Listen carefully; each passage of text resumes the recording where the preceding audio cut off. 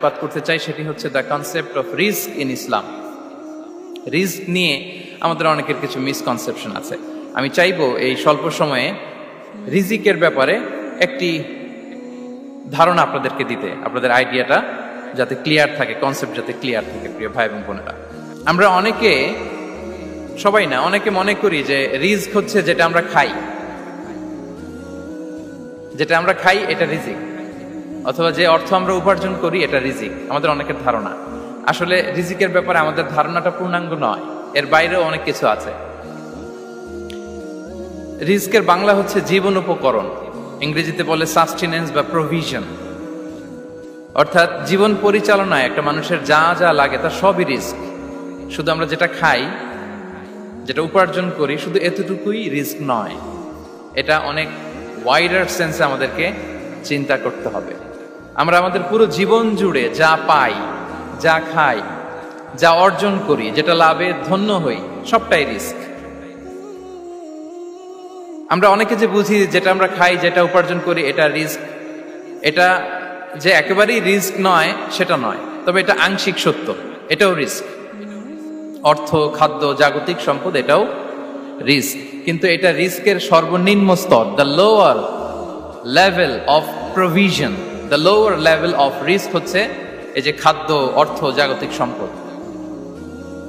রিজিকের সর্বনিম্ন স্তর হচ্ছে এটা। আর রিজিকের সর্বোচ্চ স্তর হচ্ছে ফিটনেস। সুবহানাল্লাহ বিহামদি। আমরা অনেকে এটাকে নেগলেক্ট করি, গুরুত্ব দেই না, কিন্তু এটাই রিজিকের সর্বোচ্চ স্তর, ফিটনেস। আপনি ফিট থাকা, অর্থাৎ ফিজিক্যাল অ্যান্ড মেন্টাল ফিটনেস, শারীরিক এবং মানসিক সুস্থতা, এটা রিজিকের সবচাইতে উচ্চতম স্তর, দ্য হায়ার স্টেজ অফ রিস্ক, প্রভিশন, সাস্টেনেন্স, ফিটনেস, সুস্বাস্থ্য, শারীরিক এবং মানসিক সুস্থতা। কারণ আমাদের স্বাস্থ্য যদি ভালো না থাকে, ফিজিক্যালি মেন্টালি যদি আমরা ফিট না হই, পৃথিবীর সব নেয়ামত আমার পায়ের সামনে হাজির করলেও আমি কিছুই উপভোগ করতে পারবো না। এজন্য এইটা সবচাইতে বড় রিস্ক। এবং রাসূলুল্লাহ সাল্লাল্লাহু আলাইহি ওয়াসাল্লাম তিনি বলেছেন যে নি'মাতান মাগবুনুন ফীহিমা কাসীরুম মিনান নাস, আস-সিহহাতু ওয়াল ফারাগ। দুটি নিয়ামত আছে যে দুটি নিয়ামতের ব্যাপারে মানুষ খুবই গাফেল, উদাসীন, গুরুত্ব দেয় না। তার মধ্যে একটা হচ্ছে আস-সিহহা, সুস্বাস্থ্য, আর একটা হচ্ছে আল ফারাগ, অবসর। আমরা যখন খুব ব্যস্ত হয়ে পড়ি, নাভিশ্বাস, সময় নাই, খুবই রাশিং, তখন বুঝি যে অবসরের কত দাম। আবার আমরা যখন ফিজিক্যালি উইক হয়ে পড়ি, অসুস্থ হয়ে যাই, তখন বুঝি সুস্বাস্থ্যের কত দাম। তো রিজিকের সর্বনিম্ন স্তর হচ্ছে, প্রিয় ভাই এবং বোনেরা, খাদ্য, টাকা পয়সা, জাগতিক সম্পদ, এগুলা। আর রিজিকের সর্বোচ্চ স্তর হচ্ছে fitness, physical and mental fitness. আর রিজিকের সর্বোত্তম স্তর হচ্ছে পুণ্যবান জীবন সঙ্গী এবং নেককার সন্তান, pious wife and children. সুবহানাল্লাহ বিহামদি। একটু খেয়াল করে দেখেন যে আমার লাইফ পার্টনার, আমার জীবন সঙ্গিনী, সে যদি আল্লাহওয়ালা হয়, সে যদি ভালো হয়, আর আমার সন্তানটা যদি আল্লাহওয়ালা হয়, আমার ঘরটাই তো জান্নাত, ঠিক কি না? এটা হচ্ছে রিজিকের সর্বোত্তম স্তর। জীবন সঙ্গিনী সে যদি নেককার হয়, আল্লাহওয়ালা হয়, মুতিয়া, কানিতা সে যদি হয়, আর আমার সন্তান, আমার চিলড্রেন, সেও যদি ফায়াস হয়, তাহলে আমার ঘরটাই হচ্ছে paradise, a piece of paradise in this দুনিয়া। সুবহানাল্লাহ। আমরা আম্মাজান খাদিজাতুল কুবরা আত-তাহিরা রাদিয়াল্লাহু তাআলা আনহা, ওনার কথা জানি যে বিষ্ণু ঈসা ইসলামের স্ত্রী আমাদের আম্মাজান রাসূলুল্লাহ সাল্লাল্লাহু আলাইহি ওয়াসাল্লামকে বড্ড ভালোবাসতেন, আগলে রাখতেন সব সময়, মেন্টালি সাপোর্ট দিতেন, ফিনান্সিয়ালিও সাপোর্ট দিতেন। বিষ্ণু ঈসা ইসলামকে আম্মাজান খাদিজা এতই ভালোবাসতেন, বিষ্ণু ঈসা ইসলাম বলতেন, রুজিকতু হুব্বাহা, আমি খাদিজার ভালোবাসাকে রিজিক হিসেবে পেয়েছি। সুবহানাল্লাহ। রাসূল সাল্লাল্লাহু আলাইহি ওয়াসাল্লাম এই শব্দটা ইউজ করেছেন, রিজিক, রুজিকতু হুব্বাহা। এবং তিনি দোয়া করার সময় বলতেন, আল্লাহ, কিয়ামতের সে বিভীষিকাময় দিনে, যেদিন বন্ধু বন্ধুকে চিনবে না, স্বামী স্ত্রীকে চিনবে না, বাবা সন্তানকে চিনবে না, পীর সাহেব মুরিদকে চিনবে না, নেতা কর্মীকে চিনবে না, ভাই বোনকে চিনবে না, সেই কঠিন মুহূর্তে আল্লাহ, আমি আমার খাদিজাকে যেন ভুলে না যাই। রুজিকতু হুব্বাহা, খাদিজার প্রতি ভালোবাসা আল্লাহ তাআলা আমার হৃদয়ে রিজিক হিসেবে দিয়েছে। তাহলে রিজিকের সর্বোত্তম স্তর হচ্ছে পুণ্যবান স্ত্রী, নেককার সন্তান। আর রিজিকের পরিপূর্ণ স্তর হচ্ছে মহান আল্লাহ তাআলার সন্তুষ্টি। রিজকের পরিপূর্ণ স্তর সেটা হচ্ছে রিদাল্লাহ, আল্লাহ তাআলার সন্তুষ্টি। আমার আল্লাহ যদি আমার উপর সন্তুষ্ট হয়ে যায়, আমাদের আর কিছু লাগে? আর কিছু লাগবে? এটাই তো আমাদের এক্সপেকটেশন, এটাই তো আমাদের কামনা বাসনা, এটাই আমাদের ইচ্ছা যে আমার আল্লাহ আমার উপর সন্তুষ্ট হবে। এটা হচ্ছে পরিপূর্ণ স্তর রিজিকের। এটা যে পায় তার আর কিছু লাগে না। এবং এটা মানুষ নিশ্চিত হতে পারে যখন সে দুনিয়ার জীবনকে শেষ করে আলামুল বারজাখের দিকে যেতে শুরু করে। তখন তাকে বলা হয়, ইয়া আইয়াতুহান নাফসুল মুতমাইন্নাহ ইরজিই ইলা রাব্বিকি রাদিয়াতাম মারদিয়া ফাদখুলি ফি ইবাদি ওয়াদখুলি জান্নাতি। হে প্রশান্ত আত্মা, হে প্রশান্ত আত্মা, প্রবেশ করো, তোমার রবের দিকে চলে এসো, সন্তুষ্ট চিত্তে সন্তোষ ভাজন হয়ে আমার কাছে এসো, আমার জান্নাতে প্রবেশ করো। সুবহানাল্লাহি ওয়া বিহামদিহি।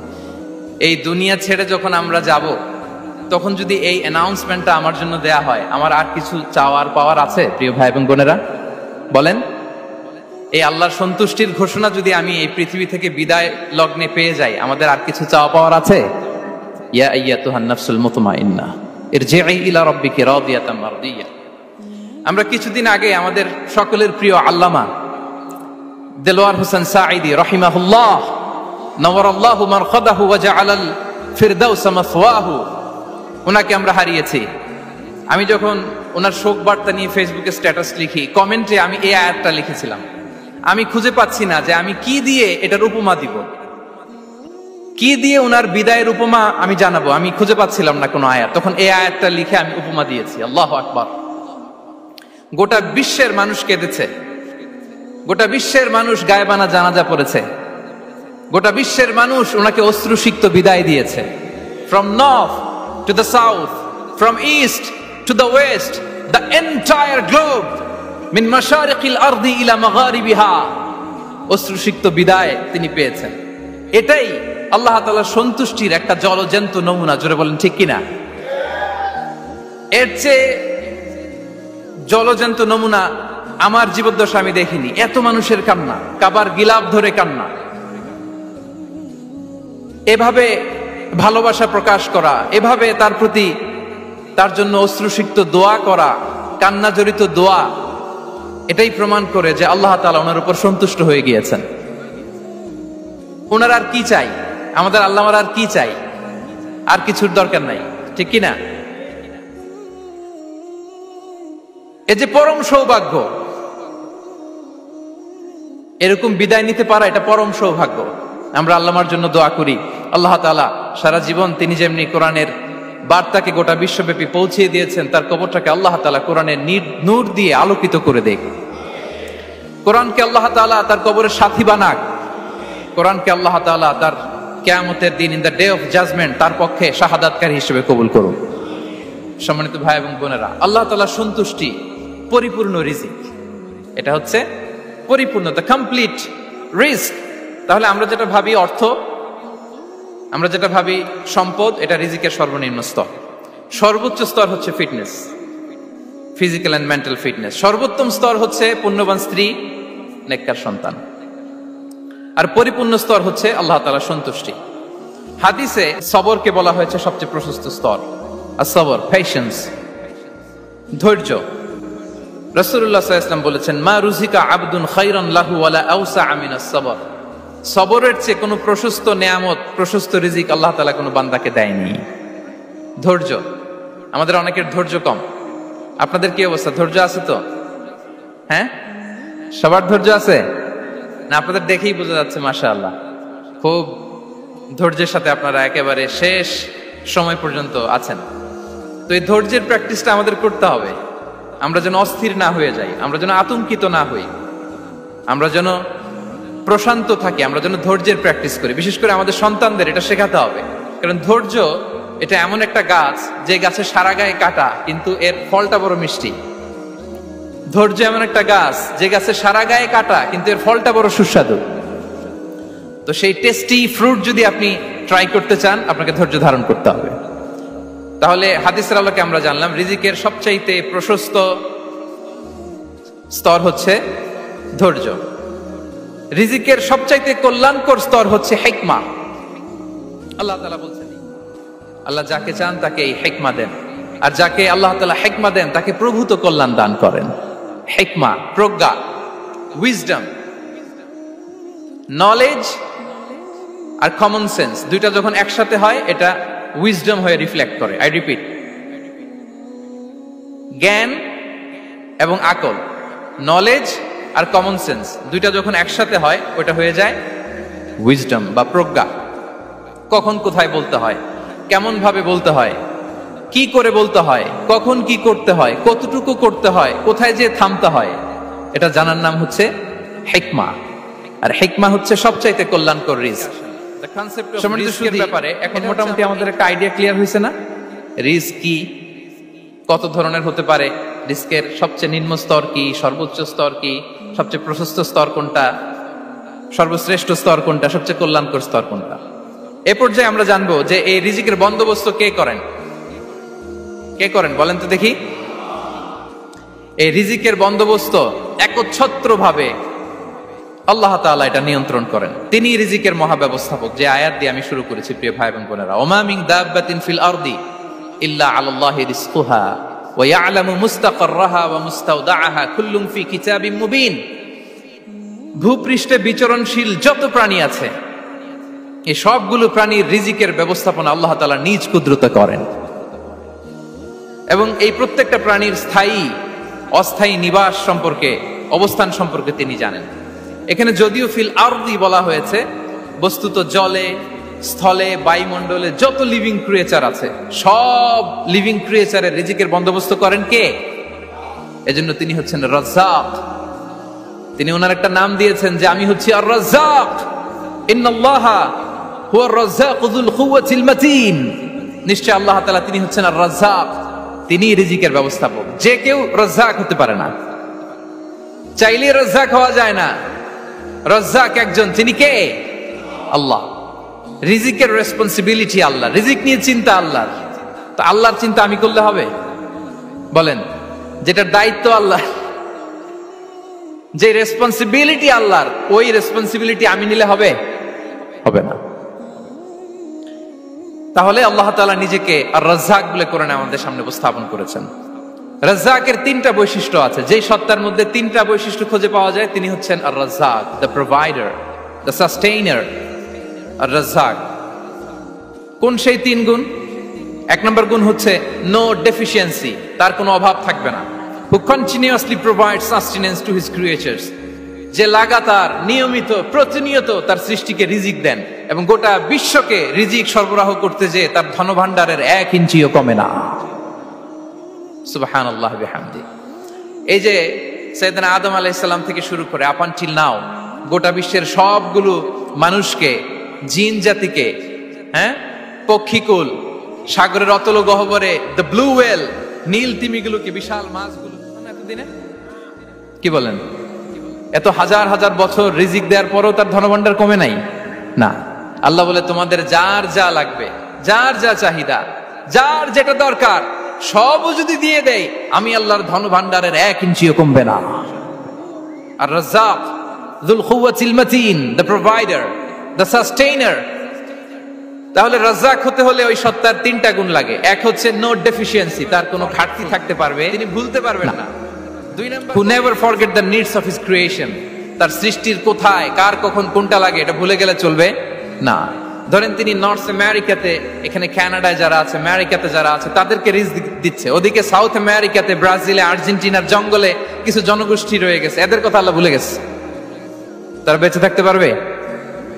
আফ্রিকার জঙ্গলে যারা আছে তাদেরকেও যে রিজিক দিতে হবে, যখন যেটা লাগে সরবরাহ করতে হবে, এটা যদি আল্লাহ ভুলে যায় তো ওরা বাঁচবে? বলেন। তাহলে যিনি আর রাজ্জাক তিনি হচ্ছেন নেভার ফরগেটফুল, কখনো তার সৃষ্টির কখন কি লাগে এটা কখনো তিনি ভুলতে পারবেন না। আল্লাহ তাআলা ভুলেন না, তিনি ভুলেন না, তিনি সব খেয়াল রাখেন। যখন যার যেটা যতটুকু দরকার তখন তাকে ততটুকু যিনি দেন তার নাম হচ্ছে রাজ্জাক। রাজ্জাক হতে গেলে যেই কোয়ালিটি লাগে তার 3 নম্বর কোয়ালিটি হচ্ছে কম্প্যাশনেট। কম্প্যাশনেট, দয়ালু। অনেক বেশি দয়ালু, এত বেশি দয়ালু যে তার বিরোধিতা করলেও তাকে রিজিক দেয়া থেকে তিনি বঞ্চিত করেন না। His disobedience affects the risk but not stop the risk. আপনি যদি আল্লাহর অবাধ্য হন, আপনার রিজিকের বারাকা হয়তো কমে যাবে, কিন্তু রিজিক বন্ধ হবে না। যে গোটা বিশ্বে যারা অবিশ্বাসী আছে, যারা নাস্তিক আছে, যারা আল্লাহদ্রোহী আছে, তারা কি খেয়ে পরে বেঁচে নাই? বলেন, তাদেরকে কি আল্লাহ তাআলা রিজক দিচ্ছে না? এই তো সুবহানাল্লাহ, কম্প্যাশনেট, এত দয়ালু। তার যারা বিরোধী, তাকে যারা গালি দেয়, তাকে যারা বিশ্বাস করে না, তাকে যারা সেজদা দেয় না, তিনি তাদেরকেও খাওয়ায়, তিনি তাদেরকেও সুস্থ রাখে, তিনি তাদেরকে। ইন্নাল্লাহা হুয়া রাজ্জাকু যুল কুওয়াতিল মাতিন। তাহলে এই তিনটা গুণ থাকতে হবে রাজ্জাক হতে হলে: no deficiency, never forgetful, compassionate. এবং আল্লাহ তাআলা বলছেন, আম্মান হাযাল্লাযী ইয়ারযুকুকুম ইন আমসাকা রিজকাহ বাল লাজ্জু ফি উতুমি ওয়া নুফুর। সূরাতুল মুলক আল্লাহ বলেছেন যে তিনি যদি রিজক বন্ধ করে দেয়, তাহলে এই রিজক তোমাদেরকে কে দিবে? আছে কেউ যে সুমিষ্ট পানি খেয়ে বেঁচে আছো, এটা যদি একেবারে জমিনের অতল গহ্বরে আমি নিয়ে যাই, কে এনে দিবে তোমাদেরকে পানি? কে এনে দিবে সুমিষ্ট পানি? এজন্য বিষ্ণু ঈসা ইসলাম পানি খেয়েই তিনি পড়তেন, আলহামদুলিল্লাহিল্লাযী জাআলা হাযাল মাআ আযবান ফুরাতান বিরাহমাতিহি ওয়া লাম ইয়াজআলহু মিলহান উজাজান লিযুনুবিনা। পানি খেয়েই তিনি বলতেন প্রশংসা আল্লাহর, যে আল্লাহ তার অসীম দয়ায় এই পানিকে সুমিষ্ট করেছেন, আমাদের পাপের কারণে এই পানিকে তিনি লবণাক্ত করে দেন নাই। সুবহানাল্লাহ। ইন্নাল্লাহা হুয়া রাজ্জাকু যুল কুওয়াতিল মাতিন। তিনি হচ্ছেন রাজ্জাক। এজন্য সম্মানিত ভাইরা, রিজিক নিয়ে আজকে থেকে টেনশন বন্ধ করে দিতে হবে। আমাদের কাজ হচ্ছে চেষ্টা করে যাওয়া, প্রাণান্তকর প্রচেষ্টা করা, আমাদের রোলটা আমরা প্লে করব, কিন্তু রিজিকের ফয়সালা করবে একজন, তিনি কে? ইন্নাল্লাহা হুয়া রাজ্জাকু যুল কুওয়াতিল মাতিন। এটা নিয়ে চিন্তিত হওয়ার কিছু নাই প্রিয় ভাই এবং বোনেরা। আমরা আমাদের মায়ের পেটে থাকতেই এটা ফিক্স হয়ে গিয়েছে। আমরা যখন মায়ের পেটে ছিলাম, ইন্না আহাদাকুম ইজমাউ খালকুহু ফি বাতনি উম্মিহি 40 ইয়াওমান সুম্মা ইয়াকুনু আলাকাতান মিসলা যালিক সুম্মা ইয়াকুনু মুদগাতান মিসলা যালিক। আমরা যখন মায়ের পেটে ছিলাম 40 দিন আমরা নুতফা স্টেজে ছিলাম, 40 দিন আমরা আলাকা স্টেজে ছিলাম। আমার মায়ের জরায়ুর দেয়ালে আমি লেপ্টে ছিলাম। 40 দিন আমরা ছিলাম এ ভেরি লিটল ফ্ল্যাশ, একটা ছোট্ট গোশতের টুকরা। এরপর আল্লাহ তাআলা ফায়ুরসালু ইলাইহিল মালাক, মায়ের পেটে একজন ফেরেশতা পাঠালেন। ফায়ানফুখু ফিহির রূহ, he breathed into him the spirit, তিনি রূহের ফুৎকার দিলেন। ওয়া ইউমারু বিআরবা'i কালিমাত, 4টা জিনিস তখন লিখে দেয়া হলো। বিকাতবি রিজকিহি ওয়া আজালিহি ওয়া আমালিহি ওয়া শাকিয়ুন আও সাঈদ, তার রিজিক কি হবে লিখে দেয়া হয়েছে মায়ের পেটে যখন ছিলাম। আপনারা তো এখন চিন্তা করতেছেন, চিন্তিত, কিন্তু মায়ের পেটে থাকতে আল্লাহ তাআলা এই রিজিককে ফিক্স করে দিয়েছেন। সুবহানাল্লাহি বিহামদি। এবং যে রিজিক আমি আমার মায়ের পেটে থাকতেই আল্লাহ তাআলা লিখে দিয়েছেন, সেই রিজিক ভোগ না করে আমি কোনোদিন মরবো না। বিষ্ণু ইসলাম আমাদেরকে জানিয়েছেন, তোমার জন্য যে রিজিকের বন্দোবস্ত, যেই অ্যালটমেন্ট আছে, সেটা ভোগ না করে, উপভোগ না করে তুমি মরবে না। এবং সেটা আপনি উপভোগ করবেন, আপনার কাছেই আসবে। ধরুন আপনারা যে ফল আমেরিকাতে খান, এটা কি আমেরিকায় চাষ হয় ফল, নাকি কানাডা মেক্সিকো থেকে আসে? কোত্থেকে আসে? কোত্থেকে? এখানে। আপনি যে অ্যাপেলটা দিয়ে আজকে ব্রেকফাস্ট করলেন, যে অ্যাপেলটা আপনি খেলেন, এটা মেক্সিকো থেকে এসেছে। ওই অ্যাপেলটা যখন কুড়ি অবস্থায় ছিল, মুকুল অবস্থায় ছিল, তখনই ওটার মধ্যে আপনার নাম লেখা। এর মধ্যে কত পাখি এসে ওই গাছে বসেছে, কত মুকুল নষ্ট করেছে, ওইটা নষ্ট করে নাই, কারণ ওইটা আপনি খাবেন। ওইটা পুষ্ট হয়ে সুন্দর একটা ফল হয়ে ইম্পোর্টেড হয়ে এটা আমেরিকাতে আসলো, আমেরিকার বাজারে ধরে চড়ে নেড়ে আবার রেখে দিয়ে চলে গেছে, নেয় নাই। ওইটা সে খাবে না, কারণ ওইটা আপনার রিজিকে লেখা। ওই ফল আপনি নিয়ে আসলেন, বাসায় অনেকেই অ্যাপেল খাচ্ছে, কিন্তু ওই অ্যাপেলটা খাবে না, কারণ এটা কে খাবে? সুবহানাল্লাহ পড়তে পারলেন না মজা করে? আল্লাহু আকবার। আপনার জন্য যে রিজিক নির্ধারিত, এটা আপনিই খাবেন। এর মধ্যে আপনি মরে যেতে পারতেন, বাসা থেকে অন্য কোথাও চলে যেতে পারতেন, কিন্তু না, মরবেনও না, অন্য কোথাও যাবেনও না ওইটা খাওয়ার আগে। This is the essence of risk. This is the essence of provision, sustenance. Inna Allaha huwa ar-razzaqu dhul quwwatil matin. মায়ের পেটে থাকতে নির্ধারিত, ওই ফল কেউ টাচ করবে না up until you try it. This is রিজক। এই কথাটাই বিষ্ণু ঈসা ইসলাম খুব সুন্দর করে বলেছেন, লা তামুতু নাফসুন হাত্তা তাস্তাকমিলা রিজকাহা। অন্য বর্ণনায় এসেছে লা তামুতু নাফসুন হাত্তা তাস্তাউফিয়া রিজকাহা। মানুষের জন্য যে রিজিকের বরাদ্দ সেটা উপভোগ না করে, সেটা না খেয়ে ওই মানুষ এই দুনিয়া থেকে বিদায় নিতে পারে না। তাহলে আমার রিজক ভোগ না করে আমি মরবো না, এবং এটা যেহেতু আপনার জন্য নির্ধারিত, এটা আপনি পাবেনই। এখন এটা কি হালাল পন্থায় আপনি পাবেন না হারাম পন্থায় পাবেন, দ্যাট ইজ ইউর ডিসিশন। আপনার রিজক আপনার কাছে আসবে, এটা নির্ধারিত না অনির্ধারিত বলেন তো? আমি সবার কাছ থেকে শুনবো, রিজক কি নির্ধারিত না অনির্ধারিত? ফিক্সড, নির্ধারিত। ফর এন এক্সাম্পল, ধরুন আপনি সারা জীবনে 1 কোটি টাকা ইনকাম করবেন। কয় কোটি? 1 কোটি টাকা ইনকাম করবেন, এটা নির্ধারিত, আল্লাহ তাআলা ফিক্স করে ফেলেছেন, এটা আল্লাহর সিদ্ধান্ত। কিন্তু এই 1 কোটি হালাল পন্থায় আপনি উপার্জন করবেন না হারাম পন্থায়, এটা আপনার সিদ্ধান্ত। So now the decision is yours. যদি আপনি পরিশ্রমী হন, যদি আপনি সৎ পথ অবলম্বন করেন, তাহলে ওই 1 কোটি আসবে আপনার কাছে, কিন্তু হালাল পন্থায়। আর যদি আপনি হালাল হারাম মিক্স করেন, টেবিলের উপর দিয়েও নেন নিচ দিয়েও নেন, আসবে কিন্তু 1 কোটি। আসবে কয় কোটি? কথা বোঝে নাই বোধহয়। টেবিলের নিচ দিয়েও যদি নেন, সারা জীবনে আপনি পাবেন কত? 1 কোটি। So now the decision is years. সিদ্ধান্ত আপনার, হালাল পন্থায় উপার্জন করবেন না হারাম পন্থায়। বলেন হালাল না হারাম? হারামের সাথে আমাদের কোনো সম্পর্ক? হারামকে আমরা এই কনভেনশন সেন্টার থেকে না বলে দিলাম, আওয়াজ করে বলুন নো। হারামের সাথে আমাদের কোনো সম্পর্ক? আল্লাহ তাআলার দেয়া বরাদ্দ রিজক আমরা হালাল পন্থায় উপার্জন করব ইনশাআল্লাহ। বলেন।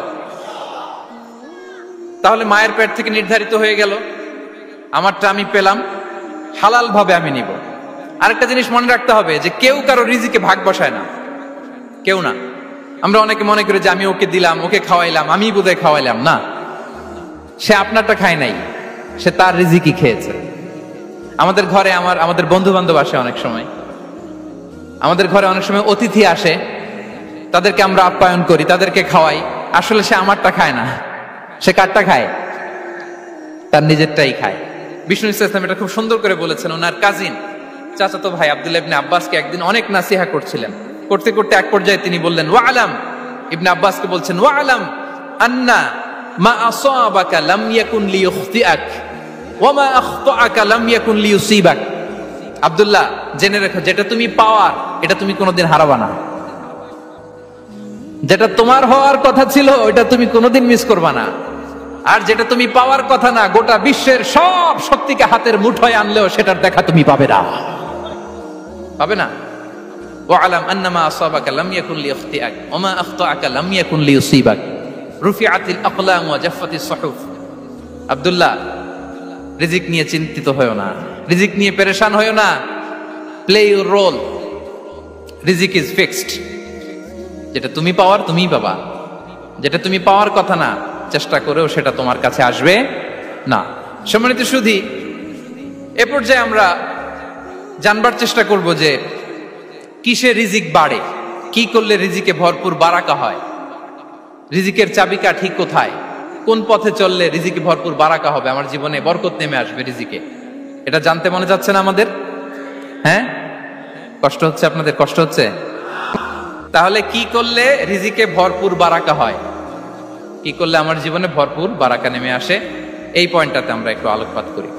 যেসব কাজ করলে আমাদের জীবনে রিজিকে আসমানি বারাকা নেমে আসবে, আমাদের রিজিকে আসমানি বারাকা নেমে আসুক, আমরা চাই কি চাই না?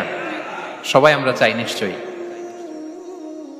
যে কাজ করলে রিজিকে আসমানি বারাকা আসে, এর 1 নাম্বার হচ্ছে তাকওয়াল্লাহু মাখরাজা ওয়া ইয়ারযুকুহু মিন হাইসু লা ইয়াহতাসিব।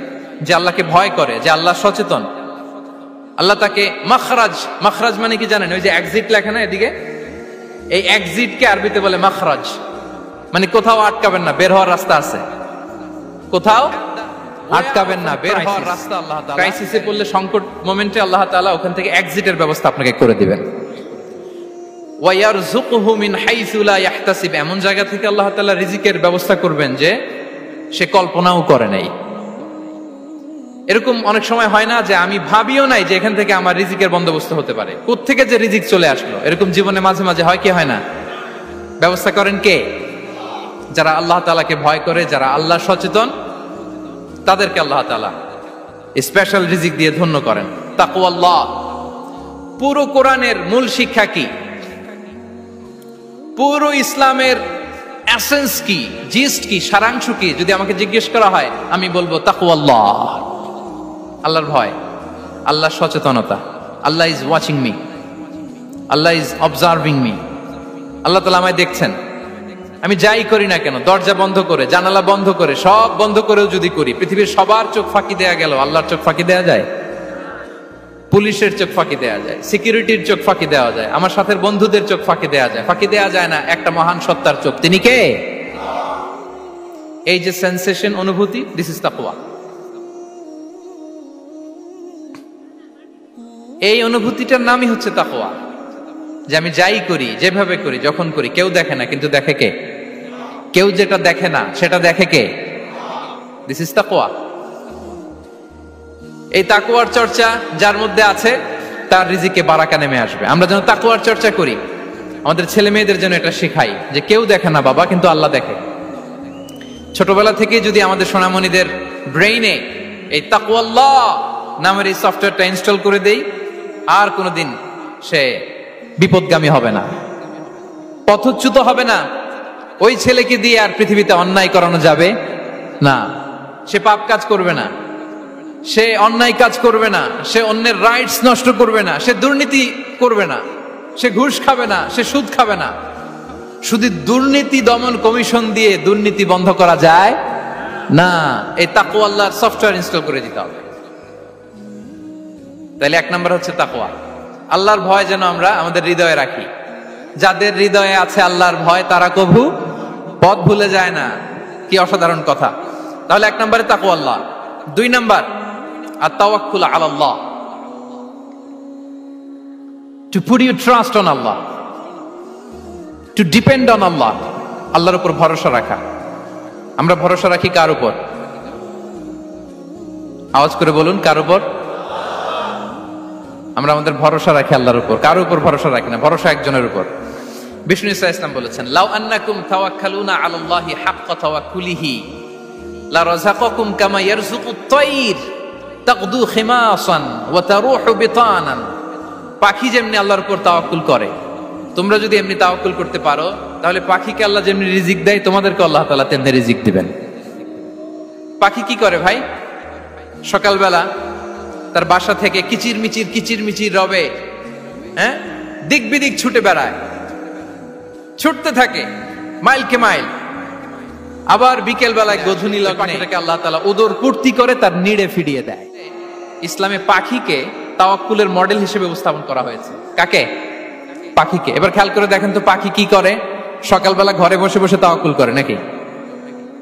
কথা কি বুঝতেছেন? পাখি তার নিড়ে বসে হাত গুটিয়ে আল্লাহর উপর তাওয়াক্কুল করে, এরকম না? এই হাদিস থেকে কি বোঝা গেল? কিভাবে করে? তবে বলেন তো একজন সাহস করে কিভাবে? বের হয়ে যায়, রিজিকের সন্ধানে সে বের হয়ে যায়, দিক বিদিক ছুটে বেড়ায়। বিকেল বেলা ওদর পূর্তি করে আল্লাহ তাআলা পাখিটাকে নিড়ে ফিরিয়ে দেয়। সো পাখিকে তাওয়াক্কুল হিসেবে, তাওয়াক্কুলের মডেল হিসেবে বিষ্ণু ইসা ইসলাম সেট করলেন এজন্য যে পাখি তার রোলটা প্লে করে, তারপরে সে রিজিক পায়। এটা হচ্ছে রিজিকের এসেন্স, যে আমাদের রোলটা আমাদের প্লে করতে হবে, আমাদেরকে আমাদের চেষ্টাটুকুন করতে হবে, তারপরে আল্লাহ তাআলার উপর আমরা ভরসা করব। ইসলামে তাওয়াক্কুল is always at the second stage. The first stage is your role, your effort, your precaution, তারপরে হচ্ছে তাওয়াক্কুল। তাহলে বলেন, ইসলামে আগে তাওয়াক্কুল না পরে তাওয়াক্কুল? পরে। ইকিলহা সুম্মা তাওয়াক্কাল আলাল্লাহ। এক সাহাবী বলেন, ইয়া রাসূলুল্লাহ, আমার ওটের রশিটা গাছে বেঁধে তারপরে তাওয়াক্কুল করব না ছেড়ে দিয়ে তাওয়াক্কুল করব? বিষ্ণু সাল্লাল্লাহু আলাইহি ওয়াসাল্লাম বললেন, ইকিলহা সুম্মা তাওয়াক্কাল আলাল্লাহ। আগে গাছের মধ্যে রশি দিয়ে টাইট করে বাঁধো, তারপরে তাওয়াক্কুল করো। সুবহানাল্লাহি বিহামদি। তাহলে এইরকম তাওয়াক্কুল যদি করা যায় পাখির মতো, আপনার রিজিকের কোনো অভাব হবে না। কিন্তু আমাদের সমস্যা যেটা, প্রিয় ভাই এবং বোনেরা, আমরা আমাদের অলসতা, অপারগতা, আমাদের কি বলবো হীনমন্যতা, আমাদের কর্মহীনতাকে তাওয়াক্কুল বানিয়ে নিয়েছি। বুঝতে পেরেছেন? আমরা আমাদের অলসতাকে বানিয়েছি কি? তাওয়াক্কুল। আমাদের কর্মহীনতাকে বানিয়েছি কি? তাওয়াক্কুল। আমরা কি করি? আমরা বলি আল্লাহর উপর ভরসা করলাম, নিজে কিছু না করে। কি বলে আমাদের বাংলা একটা কথা বলে, যা করে আল্লাহ। নিজের কোনো রোল প্লে নাই, নিজের কোনো প্রিকশন নাই, কোনো প্ল্যানিং নাই, কোনো পলিসি নাই, কোনো স্ট্র্যাটেজি নাই, বলে আল্লাহর উপর ভরসা করলাম, যা করে আল্লাহ। এরকম বলে না? এই যে যা করে আল্লাহ বলে যে তাওয়াক্কুল করলেন, এটা বিষ্ণু ঈসা ইসলামের শিখানো পন্থায় তাওয়াক্কুল হয়েছে? কথা বলেন, হয়েছে? বিষ্ণু ঈসা ইসলাম তো অপারগতা, দারিদ্রতা, অলসতা, অকর্মণ্যতা থেকে আল্লাহর কাছে পানাহ চেয়েছেন। তা আপনি এটা কি তাওয়াক্কুল করলেন? এটা তাওয়াক্কুল হয়নি। তাওয়াক্কুলের একটা সুন্দর পিকচার আমি আপনাদের সামনে এখন উপস্থাপন করব, আপনারা যদি একটু মনোযোগী হন। মনোযোগ আছে তো সবার? তাওয়াক্কুল কিভাবে করতে হয় আমরা একটু বিষ্ণু ঈসা ইসলামের বায়োগ্রাফি থেকে দেখি। রাসূল সাল্লাল্লাহু আলাইহি ওয়াসাল্লামের হিজরতের ঘটনাটা আমি 1 মিনিটে একটু আপনাদেরকে সংক্ষেপে শোনাই, যে তাওয়াক্কুল কিভাবে তিনি করেন। ইসলামে তাওয়াক্কুল হচ্ছে কর্ম শেষে ফলাফলের জন্য আল্লাহর উপর নির্ভর করা। কারণ আমি কাজ করলাম, ফলাফল পজিটিভও হইতে পারে, নেগেটিভও হইতে পারে, ওটা নির্ধারণ করবে কে? ফয়সালা দেয় কে? তাহলে আমরা দেখি যে বিষ্ণু ঈসা ইসলাম তিনি কিভাবে তাওয়াক্কুল করেছেন। যেদিন তিনি হিজরত করবেন, রাসূল সাল্লাল্লাহু আলাইহি ওয়াসাল্লামকে অনুমতি দেয়া হলো, সেদিন হিজরতের অনুমতি যে তিনি পেয়েছেন, মাইগ্রেশনের অনুমতি যে তিনি পেয়েছেন, এটা জানানোর জন্য তিনি আবু বকরের ঘরে চলে গেলেন দুপুরবেলা। কখন? প্রশ্নের উত্তর দিতে হবে, কখন? ফি ওয়াক্তি যাহিরা, দুপুরে। রাসূল সাল্লাল্লাহু আলাইহি ওয়াসাল্লাম দুপুরে বেরোতেন না। শুধু রাসূল সাল্লাল্লাহু আলাইহি ওয়াসাল্লামই না, আরবের লোকেরা দুপুরে বের হতো না, কারণ ওইটাকে বলা হতো ওয়াক্তুল কাইলুলা। আমরা পাওয়ার ন্যাপ নেই না, এই পাওয়ার ন্যাপের টাইম ছিল তখন। বাইরে প্রচন্ড রোদ, কেউ বেরোতো না, বিষ্ণু ঈসা ইসলাম বেরোতেন না। দেখেন বিষ্ণু ঈসা ইসলাম ওনার চিরাচরিত অভ্যাসকে, হ্যাবিটকে ব্রেক করে দুপুরে বেরোলেন। বিষ্ণু ঈসা ইসলাম কখনো মাস্ক পরতেন না, মানে মুখ ঢেকে চলতেন না, সবসময় মুখ খোলা। ওই দিন তিনি মাস্ক পরে বেরোলেন। মুতাকান্নিআন, খারাজা মুতাকান্নিআন, মানে রুমাল দিয়ে মুখটাকে ঢেকে বেরোলেন। দুপুরবেলা বেরোলেন, মানুষের চোখের সামনে যেন তিনি না পড়েন। দুপুরে বেরোলেন, মুখ ঢেকে বেরোলেন। আবু বকর রাদিয়াল্লাহু তাআলা আনহুর ঘরে যেয়ে বললেন, উযিনা লি বিল খুরুজ। আবু বকর, অনুমতি দেয়া হয়েছে, ঘরে কারা কারা আছে একটা কথা বলবো, সবাইকে বের করে দাও। আখরিজ মান ফিল বাইত। আবু বকর বললেন, ইয়া রাসূলুল্লাহ, ঘরে তো আপনার ফ্যামিলি। আয়েশা রাদিয়াল্লাহু তাআলা আনহার সাথে ততদিনে বিয়ে হয়ে গিয়েছে, কিন্তু সংসার শুরু হয়নি। দে আর পার্ট অফ ইউর ফ্যামিলি, আপনার সংসার, আয়েশা, আসমা। তখন তিনি আশা ফিরে পেলেন, বলেন ঠিক আছে তাহলে শোনো, উযিনা লি বিল খুরুজ, অনুমতি দেয়া হয়েছে, আমি থাকবো সাথে? রাসূল সাল্লাল্লাহু আলাইহি ওয়াসাল্লাম বললেন, হ্যাঁ তুমি থাকবে। ওই দিন রাতে ওনারা বের হলেন। মক্কা থেকে মদিনা একদিকে, উনি বেরোলেন আরেক দিকে। ধরেন মক্কা থেকে মদিনার রাউট হচ্ছে এইদিকে, আমরা তো এইদিকেই বেরোবো নাকি? কথা কি বুঝতেছেন? বিষ্ণু বেরোলেন কোন দিকে? এইদিকে। সুবহানাল্লাহ বললেন না? এজন্য আবেগ একটু কন্ট্রোল করতে হবে। আবেগ আর বিবেকের সমন্বয় লাগবে, প্রপার স্ট্র্যাটেজি লাগবে, ওয়েল প্ল্যানিং লাগবে, তাহলেই সেই নেতৃত্ব আবার মুসলিমদের হাতে আল্লাহ ফিরিয়ে দিবে। মক্কা থেকে মদিনা এদিকে, বিষ্ণুই বেরোলেন এদিকে। বের হয়ে চলে গেলেন গারে সাউরে, সেখানে তিনি থাকবেন। এগুলো হচ্ছে বিষ্ণু ঈসা ইসলামের প্রিকশন। এবার দেখেন আবু বকরের প্রিকশন কি ছিল।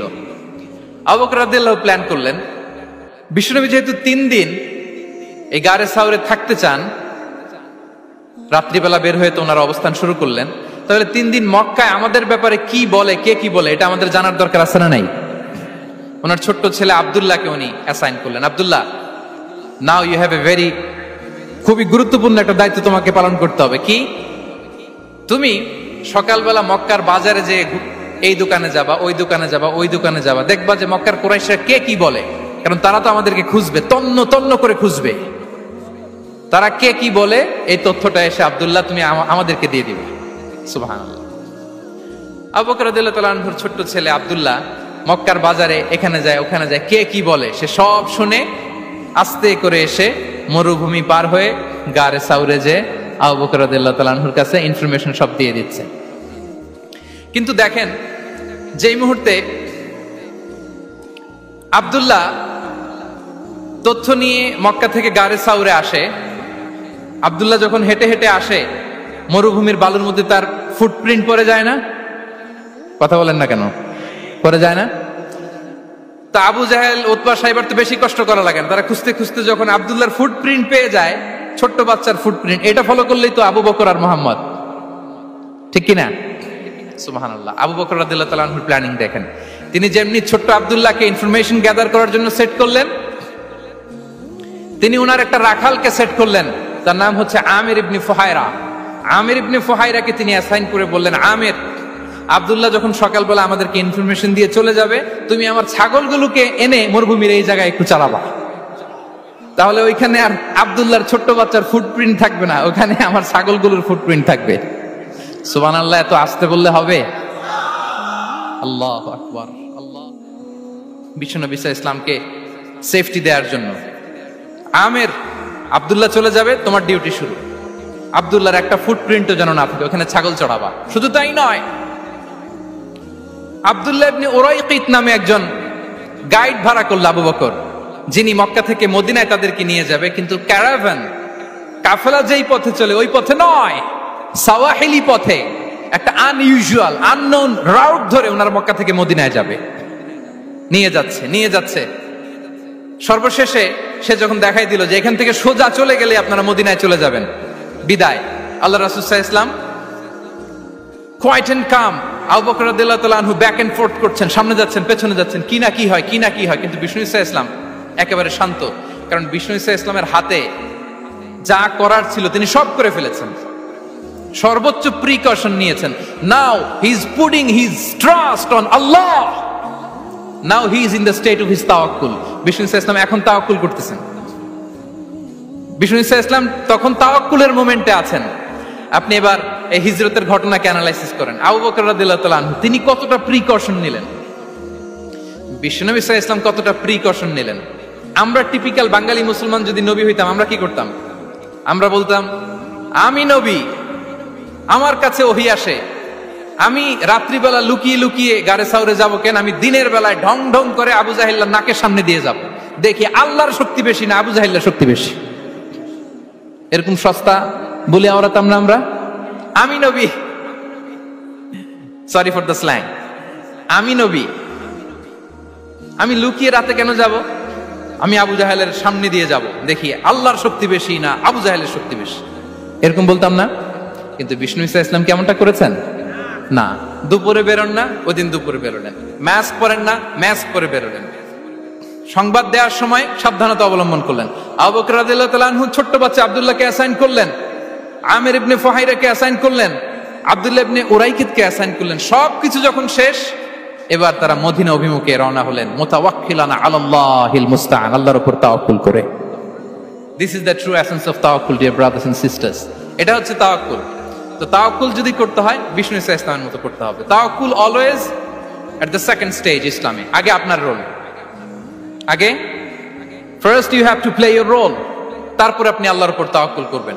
তাহলে কোনো কাজ না করে হাত গুটিয়ে আর বসে থাকবেন, আর কোনোদিন কাজ না করে বলবেন আল্লাহ ভরসা, তাহলে এটা তাওয়াক্কুল হবে? বিশ্বনবী বলেন, লাউ আন্নাকুম তাওয়াক্কালুনা আলাল্লাহি হাক্কা তাওয়াক্কুলিহি লা রাযাকাকুম কামা ইয়ারযুকুত তায়র তাগদু খিমাসান ওয়া তারুহু বিতানান। যদি পাখির মতো তাওয়াক্কুল করো, পাখিরে যেমনি খাওয়ায় আল্লাহ তোমাদেরও খাওয়াবে। সুবহানাল্লাহ ওয়া বিহামদিহি। আল্লাহর উপর তাওয়াক্কুল করতে তাহলে তাকওয়া, আল্লাহর পরে রিজিকে আসমানি বারাকা নেমে আসবে। 3 নাম্বার, অন টাইমে সালাত আদায় করা। যারা অন টাইমে সালাত আদায় করে, সালাত কায়েম করে, তাদের রিজিকের কোনো টেনশন নাই। বিশ্বাস হয় নাকি একটু সন্দেহ লাগে? সন্দেহ করে তাদের কখনো রিজিকের কোনো ঘাটতি হবে না। আল্লাহ তাআলা বলছেন, ওয়া'মুর আহলাকা বিস-সালাতি ওয়াসতাবির আলাইহা লা নাসআলুকা রিজকা নাহনু নারযুকুক ওয়াল আকিবাতু লিত-তাকওয়া। নবী হে, আপনি আপনার ফ্যামিলি মেম্বারসদেরকে সালাতের ব্যাপারে আদেশ করুন, আপনি নিজেও সালাত আদায়ে অবিচল থাকুন। আমি তো আপনার কাছে রিজিক চাই নাই, আমি আল্লাহ রিজিক দেই, আমি তো রাজ্জাক। তার মানে সালাত যে আদায় করে তার রিজিকের কোনো টেনশন আর থাকে না। 3 নম্বরে গেল সালাত। 4 নম্বরে হচ্ছে ইস্তিগফার, বেশি বেশি ইস্তিগফার করা। কি পড়া? বেশি বেশি কি পড়া? ইস্তিগফার পড়া। আস্তাগফিরুল্লাহ, আস্তাগফিরুল্লাহ, আস্তাগফিরুল্লাহ। হাঁটছি, চলছি, ড্রাইভিং করছি, বাস স্টেশনে অপেক্ষা করছি, ফিলিং স্টেশনে ফুয়েল নিচ্ছি, পড়বো আস্তাগফিরুল্লাহ। কি পড়বো? আস্তাগফিরুল্লাহ। যারা সব সময় আস্তাগফিরুল্লাহ পড়ে তাদের রিজিকের কোনো টেনশন হয় না, রিজিক নিয়ে তাদের আর কোনো চিন্তা থাকে না। আল্লাহ নবী নূহ আলাইহিস সালাম যিনি ওনার জাতিগোষ্ঠীকে বলেছিলেন, ফাকুলতু আস্তাগফিরু রাব্বাকুম ইন্নাহু কানা গাফফারা, তোমরা বেশি বেশি ইস্তিগফার পড়ো, তিনি ক্ষমাশীল।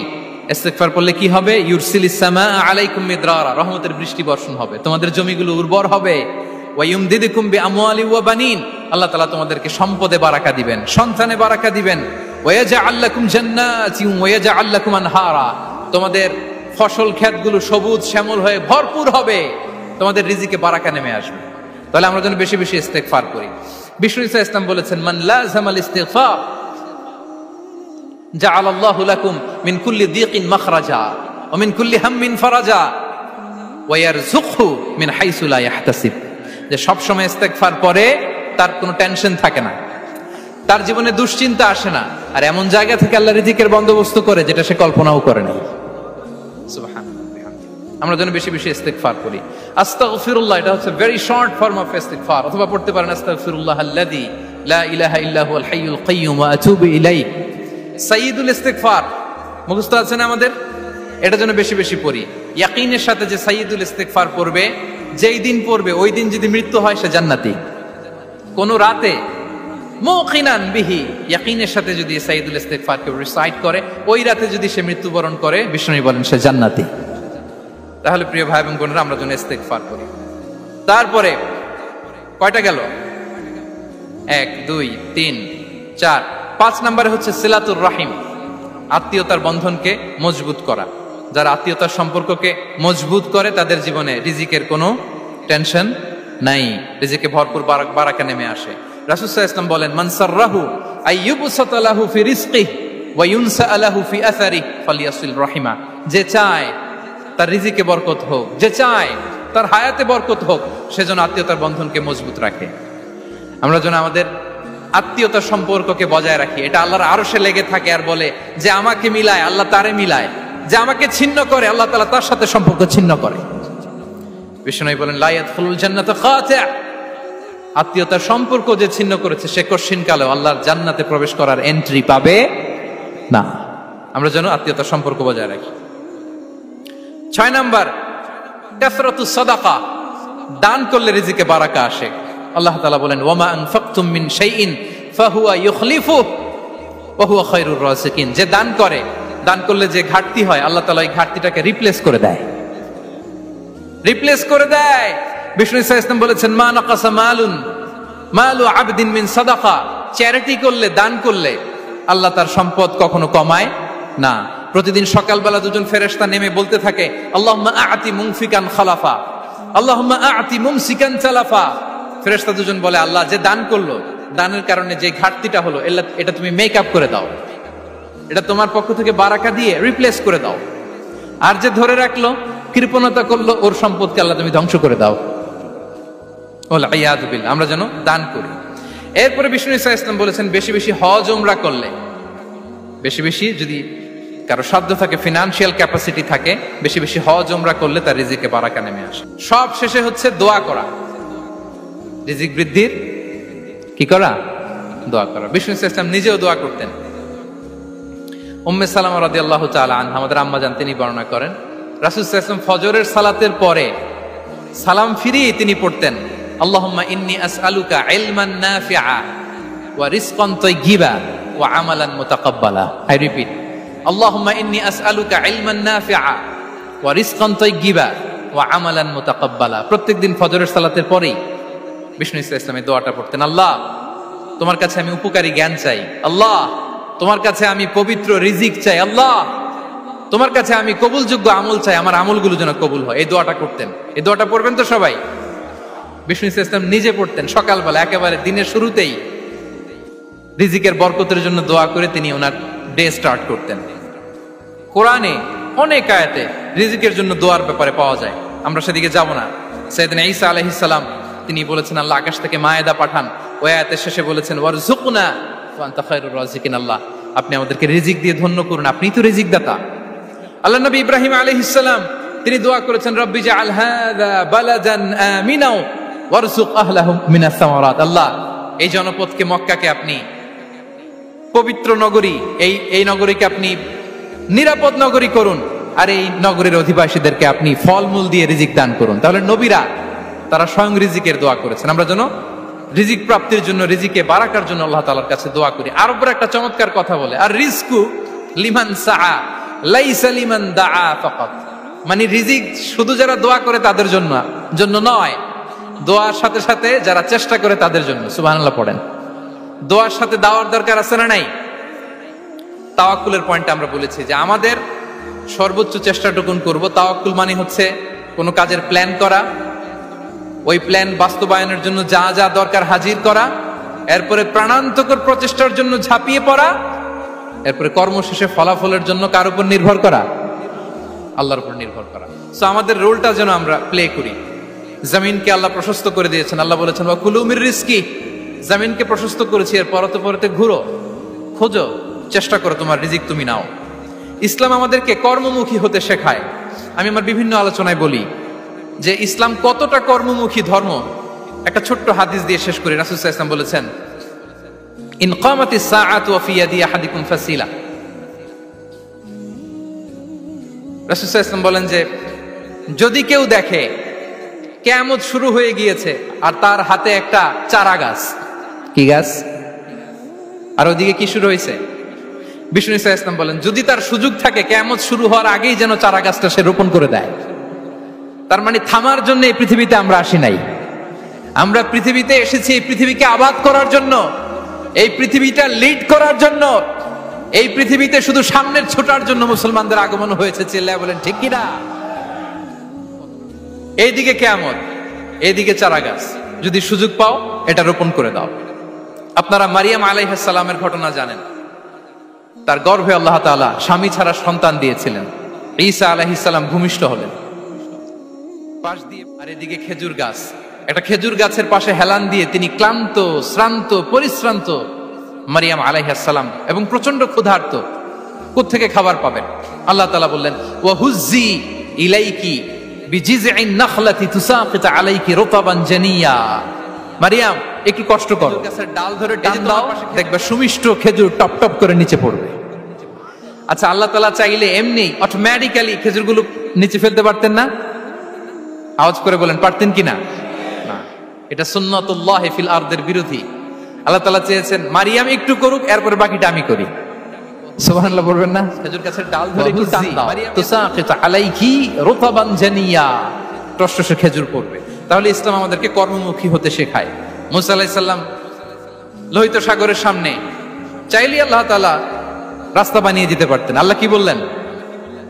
হ্যাঁ, ওই আঘাতটা আমাদের করতে হবে, আঘাত আমাদেরকে করতে হবে, ওই শ্রম আমাদেরকে দিতে হবে, তারপরে আল্লাহ তাআলার সাহায্য আমাদের জন্য বরাদ্দ থাকবে। ঠিক কিনা?